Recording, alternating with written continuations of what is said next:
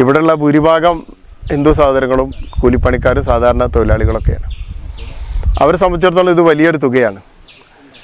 വലിയ ആശങ്കയോടെയാണ് ഈ പുനഃപ്രതിഷ്ഠയ്ക്ക് അന്ന് തീരുമാനിച്ച് മുന്നിട്ടിറങ്ങിയത്. സമീപപ്രദേശത്തുള്ള മറ്റു സഹോദരങ്ങളൊക്കെ സഹായിച്ചു.